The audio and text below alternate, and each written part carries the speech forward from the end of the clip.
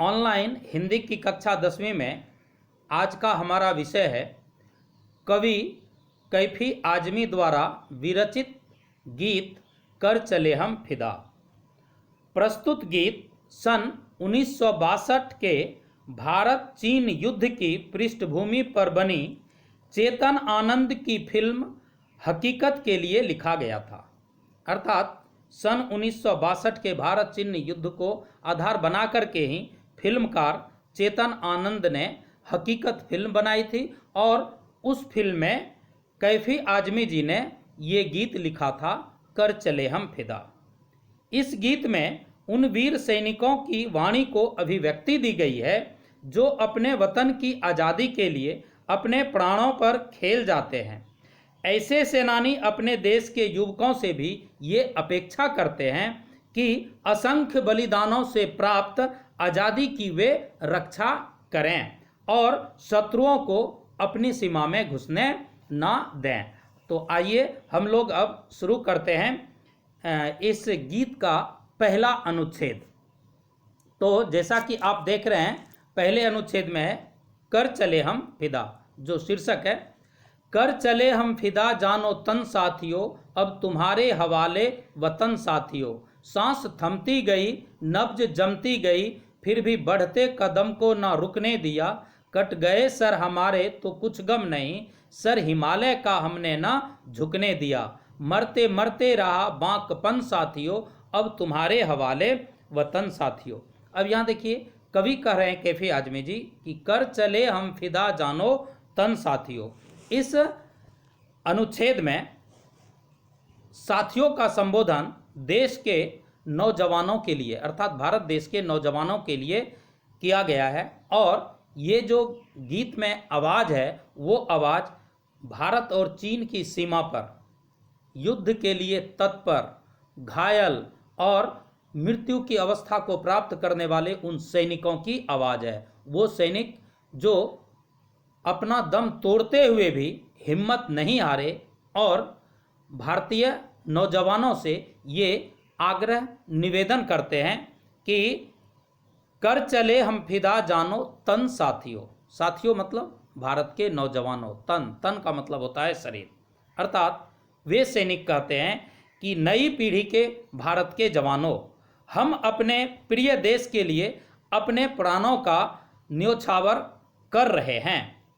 अब तुम्हारे हवाले वतन साथियों, अब इसकी रक्षा की जिम्मेदारी तुम्हारी है। हवाले मतलब अब मैं इस देश को तुमको सुपुर्द कर रहा हूँ।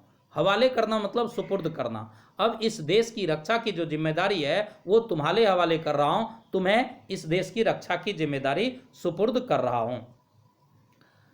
हमने देश के शत्रुओं से जमकर लोहा लिया, अब इसी प्रकार तुम आगे लेते रहना। सांस थमती गई नब्ज जमती गई, फिर भी बढ़ते कदम को ना रुकने दिया।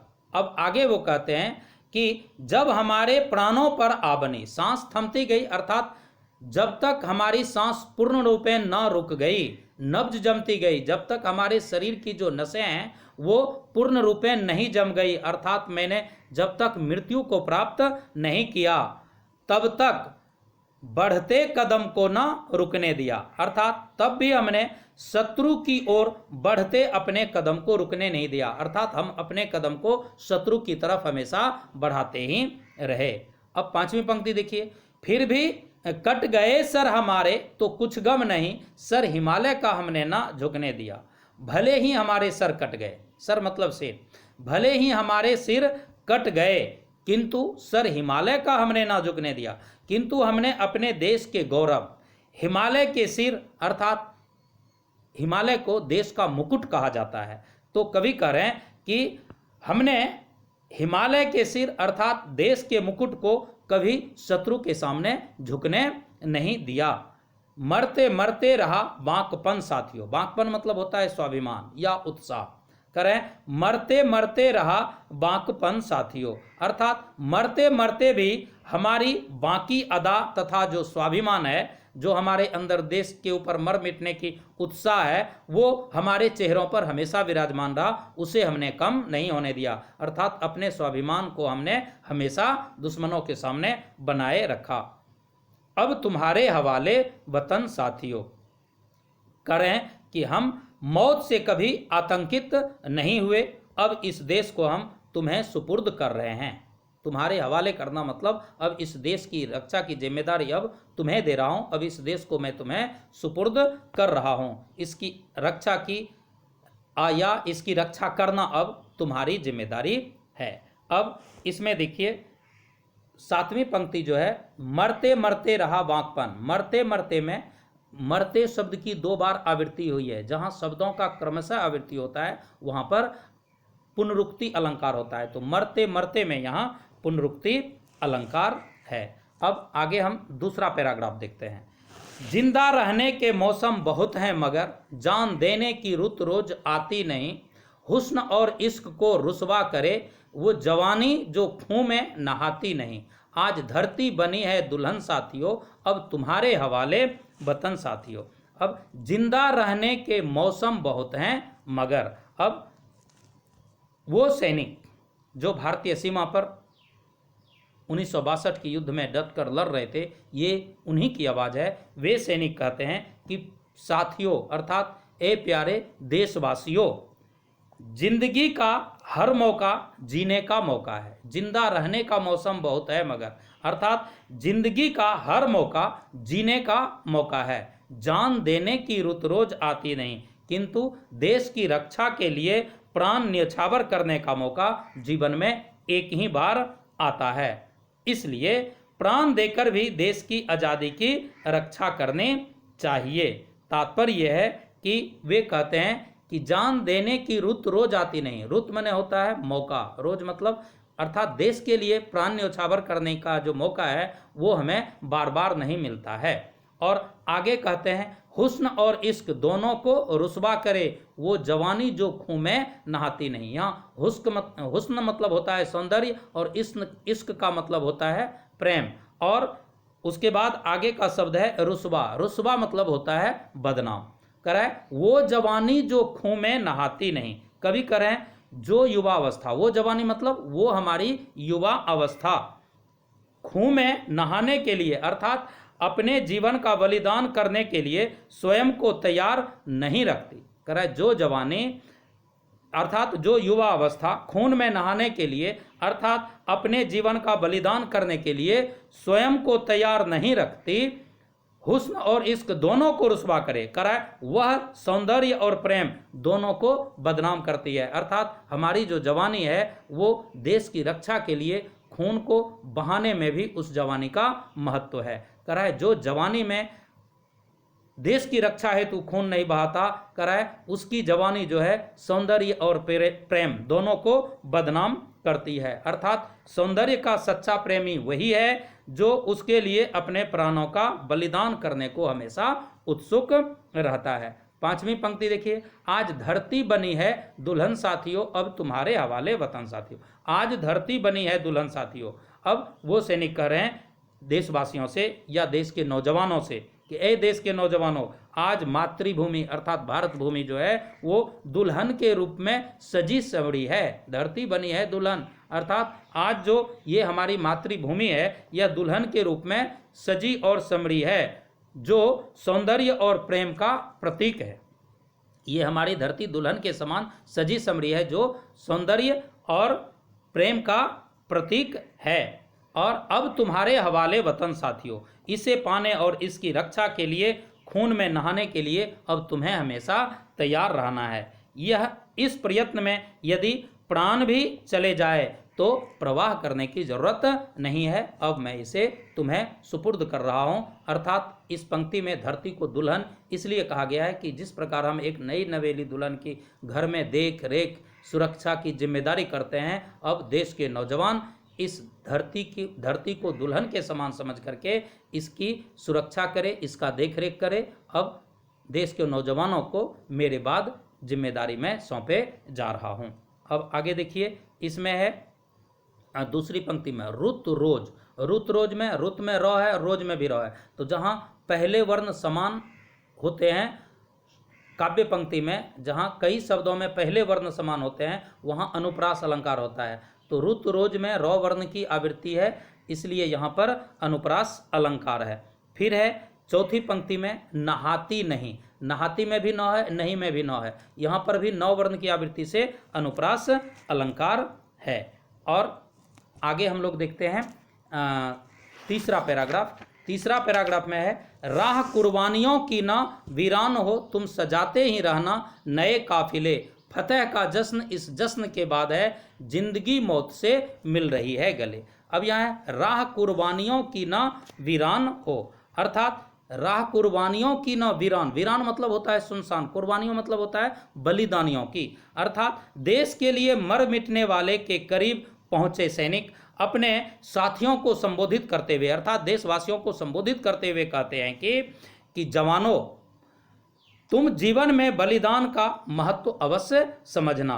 जब तक देश में बड़ी संख्या में लोग बलिदान के लिए तैयार रहेंगे तब तक हमारे देश की आज़ादी को कोई खतरा पहुंचने वाला नहीं है। अर्थात राह कुर्बानियों की ना वीरान हो, अर्थात बलिदानियों की कतारें, बलिदानियों की जो कतारें हैं हमेशा भरी रहनी चाहिए, सुनसान नहीं रहनी चाहिए। अर्थात देश की सीमा पर जाने वाले वीरों की जो कतारें हैं, कुर्बानियों की अर्थात बलिदानियों की जो कतारें हैं, उससे सीमा पर जाने वाले जो रास्ता है वो वीरान अर्थात सुनसान नहीं रहना चाहिए, अर्थात देश के नौजवानों से वो रास्ता भरा रहना चाहिए। तात्पर्य है कि बलिदानियों की कतारें हमारी हमेशा भरी रहनी चाहिए, उनकी संख्या में कभी कोई कमी नहीं आनी चाहिए। तुम सजाते ही रहना नए काफिले, अर्थात समूह के समूह कुर्बानी देने वाले के लिए हमेशा तत्पर रहना चाहिए। तुम सजाते ही रहना नए काफिले, नए काफिले का तात्पर्य है सैनिकों की जत्था। ए देश के नौजवानों, मैं तो मर रहा हूं और मेरे बाद तुम नए नए जत्थे को सजा करके, नौजवानों की टोलियों की सजा करके सीमा पर भेजते रहना, अर्थात समूह के समूह कुर्बानी देने के लिए हमेशा तत्पर रहना चाहिए। फतेह का जश्न इस जश्न के बाद है। तीसरी पंक्ति, फतेह का जश्न इस जश्न के बाद है। फतेह मतलब जीत, अर्थात जीत का जश्न, जश्न माने उत्सव, खुशियां। फतेह का जश्न, जीत का उत्सव मनाने से पहले बलिदान का उत्सव मनाना चाहिए। कह फतेह का जश्न, इस जश्न मतलब देश के लिए बलिदान देने वाला जश्न, देश के लिए बलिदान होने वाला उत्सव। तो कह रहे हैं कि जीत का उत्सव मनाने से पहले बलिदान का उत्सव मनाया जाना चाहिए। तथा जिंदगी मौत से मिल रही है गले, अर्थात जिंदगी मौत से गले मिलती रहे, अर्थात जिंदगी प्रेम पूर्वक मौत को स्वीकार करती रहे। बांध लो सर से कफन साथियों, ए साथियों, ए देश के नौजवानों, देश की रक्षा के लिए तुम्हें हमेशा अपने सर पे कफन बांधना चाहिए, सर पे कफन बांध करके तैयार रहना चाहिए। सर पे कफन बांधना मुहावरा है, मर मिटने के लिए तैयार होना। सर पे कफन बांधना, मर मिटने के लिए तैयार, ये एक मुहावरा है। तो वो सैनिक कह रहे हैं कि देश की रक्षा के लिए तुम्हें हर समय अपने सिर पे कफन बांधे रहना चाहिए, अर्थात देश के लिए मर मिटने के लिए तैयार रहना चाहिए। अब तुम्हारे हवाले वतन साथियों, ए देश के नौजवानों, अब मैं इस देश को तुम्हें सुपुर्द कर रहा हूं, तुम इसकी रक्षा करना। और अब इसमें एक अलंकार है, जैसे नीचे है कि सर से में 100 वर्ण की आवृत्ति है, इसलिए यहाँ पर अनुप्रास अलंकार है।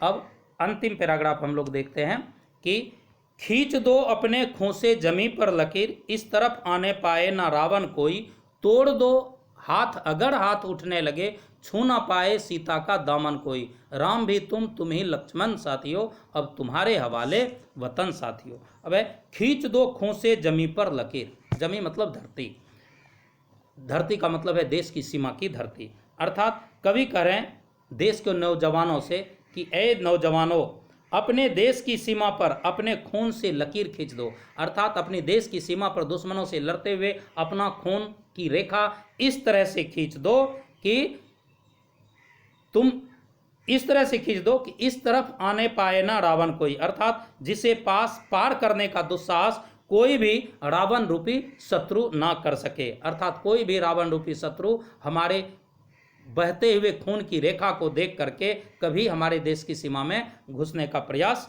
ना कर पाए। तात्पर्य यह है कि देश की सीमा पर अपने खून से लकीर खींच दो, जिससे पार करने का दुस्साहस कोई भी शत्रु ना कर सके। तोड़ दो, तात्पर्य यह है कि इसका तात्पर्य है कि कहने का आशय है कि देश की सीमा पर इस तरह जमकर खड़े हो जाओ। सीमा पर खोसे लकीर खींचने का तात्पर्य है देश की सीमा पर जमकर ऐसे खड़े हो जाओ ताकि कोई रावण रूपी शत्रु उसे पार करके देश में ना घुस सके, भले ही उसके लिए तुम्हें अपना रक्त क्यों ना बहाना पड़ जाए। अब है तोड़ दो हाथ अगर हाथ उठने लगे, तात्पर्य वह तोड़ दो अगर हाथ उठने लगे, छू ना पाए सीता का दामन कोई, अर्थात वह सीता के दामन को छूना चाहे तो उसके हाथ को तोड़ दो। अर्थात कोई रावण रूपी शत्रु हमारे भारत माता जैसी सीता की दामन को, आंचल को कोई छूने का प्रयास करे, अर्थात हमारी सीमा में कोई घुसने का प्रयास करे तो उसके हाथ को तोड़ दो। जो हमारे दामन को छूने का, अर्थात जो कोई रावण रूपी शत्रु हमारे देश की सीमा रूपी भारत माता की आंचल को छूने का प्रयास करे तो उसके हाथ को तोड़ दो।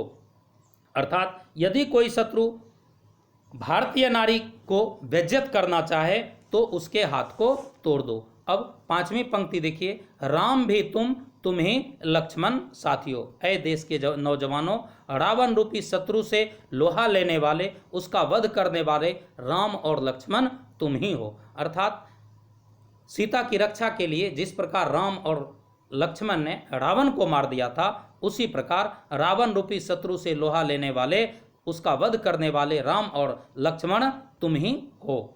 अब तुम्हारे हवाले वतन साथियों, अब इस देश की रक्षा की जिम्मेदारी तुम्हारी है। हम तो अपने प्राण न्योछावर करके अब जा रहे हैं, अब इस देश की रक्षा तुम्हें करनी है। अब यहाँ देखिए 5वीं पंक्ति में है, राम भी तुम ही लक्ष्मण साथियों।